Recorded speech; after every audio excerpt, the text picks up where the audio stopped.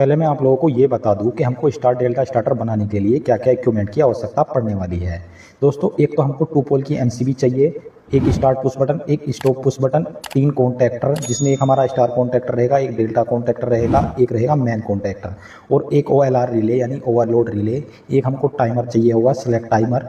और दोस्तों 3 इंडिकेटर होंगे हमारे पास, एक ऑफ इंडिकेटर, एक ऑन इंडिकेटर और एक जब ट्रिप हो जाए तो इंडिकेटर जले। तो दोस्तों फटाफट वायरिंग कर लेते हैं। दोस्तों जैसे कि हम सब लोग जानते हो, जैसे कॉन्टैक्टर हो गया, हमारा टाइमर हो गया, ये हमारे इंडिकेटर हो गए, इनको ऑन ऑफ करने के लिए हमको 2 सप्लाई चाहिए होती है, जैसे कि दोस्तों फेस और न्यूट्रल। तो दोस्तों हम न्यूट्रल तो सबको डायरेक्ट देने वाले हैं और दोस्तों फेस को हम कंट्रोल करने वाले हैं, यानी कि जब हम पुश बटन से कंट्रोल करेंगे तो फेस को कंट्रोल करेंगे।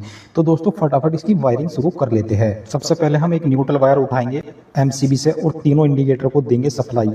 और दोस्तों टाइमर के A2 पॉइंट पर कनेक्ट करेंगे एक वायर और दोस्तों हमारे स्टार कॉन्टैक्टर पर कनेक्ट करेंगे A2 पर एक वायर न्यूट्रल का। और इसी तरीके से जो हमारा डेल्टा कॉन्टैक्टर है उसके न्यूट्रल पर एक वायर कनेक्ट करेंगे A2 पर। और इसी तरीके से दोस्तों जो हमारा मेन कॉन्टैक्टर है एक वायर हम इस पर कनेक्ट करेंगे A2 पर।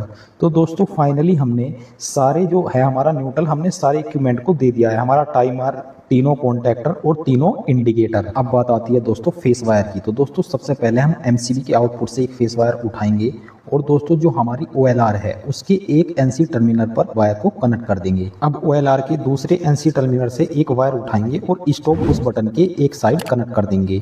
और दोस्तों पुश बटन के दूसरे साइड से वायर निकालेंगे और स्टार्ट पुश बटन पर कनेक्ट कर देंगे। तो दोस्तों अब पुश बटन के दूसरे पॉइंट से हम एक वायर उठाएंगे और दोस्तों अपने टाइमर के A1 टर्मिनल पर कनेक्ट कर देंगे। अब हम अपने टाइमर के A1 टर्मिनल से एक वायर उठाएंगे और दोस्तों कॉमन पर जोड़ देंगे, जो टाइमर का कॉमन है, यानी लूपिंग करेंगे अपने कॉमन को टाइमर के A1 से। दोस्तों जो वायर हमने A1 टर्मिनल पर जोड़ा है पुश बटन से, तो पुश बटन से उसी वायर से एक वायर और उठाएंगे और अपने मेन कॉन्टैक्टर से कनेक्ट करेंगे A1 टर्मिनल पर।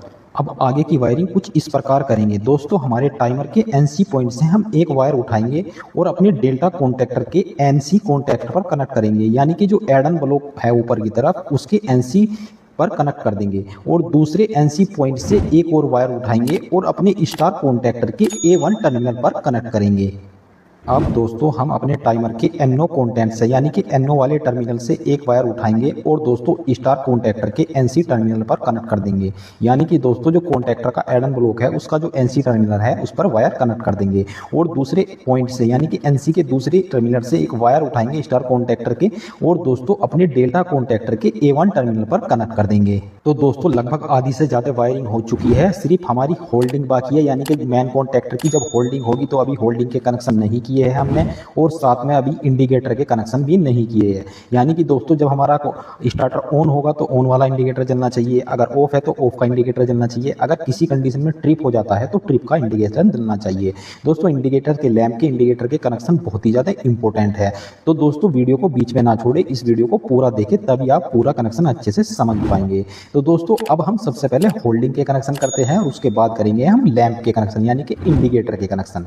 तो अब एक वायर हम पुश बटन जो हमारा स्टॉप पुश बटन है उसके आगे से यानी कि उसके आउटपुट पॉइंट से और जो हमारा स्टार्ट पुश बटन है उसके पहले से एक वायर उठाएंगे और दोस्तों अपने मेन कॉन्टैक्टर के जो एड एन ब्लॉक है उसके NO और NC दोनों टर्मिनल पर कनेक्ट कर देंगे। और दोस्तों अब क्या करेंगे, जो हमारा NC टर्मिनल है यानी कि हमारे मेन कॉन्टैक्टर का दूसरी पॉइंट है NC, वहां से एक वायर उठाएंगे और दोस्तों हम लेकर जाएंगे सीधे अपने ऑफ वाले इंडिकेटर पर। अब हम अपने मेन कॉन्टैक्टर के NO टर्मिनल से एक वायर उठाएंगे और दोस्तों उसको हम A1 टर्मिनल से लूपिंग कर देंगे। तो दोस्तों ये होल्डिंग के लिए होता है जो NO से हमने A1 के लिए किया है। तो अब ये हो गया। अब आती है नेक्स्ट की बात। तो दोस्तों अब हमको 2 कनेक्शन और करने हैं, एक तो ट्रिप वाले लैंप का और एक ऑन वाले लैंप का। तो सबसे पहले हम ऑन वाले लैंप का कर लेते हैं। दोस्तों अभी जो हमने एक लूपिंग किया है यानी कि जो NO टर्मिनल से A1 को लूपिंग किया है, तो इसी NO से हम एक वायर और उठाएंगे। ये हमने वायर उठाया और दोस्तों इसको हम सीधा ले जाकर कनेक्ट कर देंगे अपने ऑन वाले इंडिकेटर से, यानी कि ये ऑन का इंडिकेटर है। दोस्तों अब कर लेते हैं ट्रिप वाले इंडिकेटर के कनेक्शन। दोस्तों ट्रिप वाले इंडिकेटर के कनेक्शन करने के लिए सबसे पहले जो हमने एमसीबी से एक फेस वायर उठाया था और अपने OLR के NC टर्मिनल पर कनेक्ट किया था, तो दोस्तों जो हमने फेस वायर उठाया है एमसीबी से वहां से एक वायर उठाएंगे, एक लूपिंग करेंगे और अपने OLR के NO टर्मिनल पर कनेक्ट कर देंगे। और इसके बाद क्या करेंगे, NO टर्मिनल यानी कि दूसरा जो टर्मिनल है NO का, वहां से सीधा एक वायर उठाएंगे, हमने ब्लू कलर का वायर उठाया है और दोस्तों सीधा ले जाकर अपने ट्रिप वाले इंडिकेटर पर कनेक्ट कर देंगे। तो दोस्तों ये फाइनली हमारे कनेक्शन कंप्लीट हो चुके चुकी है, यानी स्टार डेल्टा स्टार्टर की कंट्रोल वायरिंग विद इंटरलॉकिंग, यानी कि दोस्तों हमने स्टार डेल्टा की आपस में इंटरलॉकिंग भी की है, यानी कि फुल सेफ्टी के साथ हमने इसकी वायरिंग की है। तो उम्मीद है आज की वीडियो से आपको अच्छी जानकारी मिली होगी। वीडियो कैसा लगा प्लीज़ दोस्तों लाइक करके जरूर बताइए। अगर आपका इलेक्ट्रिक से रिलेटेड कोई भी क्वेश्चन हो तो आप मुझे कमेंट कीजिए, मैं आपके हर एक कमेंट का आंसर देता हूँ। वीडियो कैसी लगी प्लीज़ दोस्तों लाइक करके जरूर बताइए। अगर आप हमारे चैनल पर नए हैं तो अभी चैनल को सब्सक्राइब करके बेल आइकन प्रेस कर लीजिए। क्यों तो उम्मीद है आज की वीडियो आपको पसंद आएगी। वीडियो कैसी लगी लाइक कमेंट करिए, अपने दोस्तों के साथ शेयर करिए। आज की वीडियो में धन्यवाद, मिलते हैं नेक्स्ट वीडियो में।